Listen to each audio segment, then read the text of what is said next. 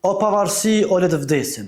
Këto janë fjalët që Adem Demaçi ja tha Madeleine Albrightit në një telefonat me 1999. E kjo telefonat sot është diskutuar goxha gjatë në gjykatën speciale ku James Robin, ish sekretari i SBA-s, po e vazhdon dëshminë e tij.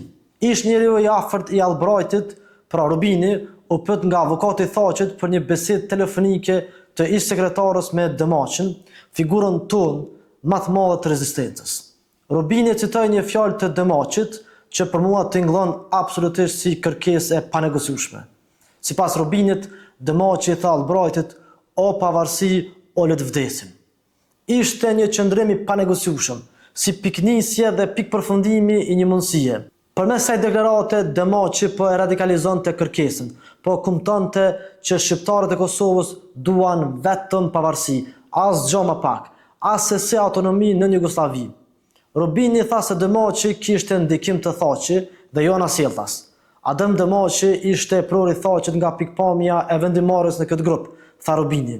Ish kroi djathi i Albrightit tregoi edhe pse ndodhi kjo telefonat me Demaçin. Po e citoj: "Hashim Thaçi mendonte se kishte nevojë për një person si Adem Demaçi që ta ndihmonte që ta shtynin pak çështjen e pavarësisë. Prandaj ka thënë autonomi, jo pavarësi. Ai nuk ka thënë që nuk duan pavarësi, por jo tani, jo në këto momente", përfundon rrëfimi i Robinit. Pra, këtu po përpalleshin dy pikpamje ideologjike. Në njërin anë Demaçi si hero dhe i thar i Fanonit, si delekolonialist i palekundur.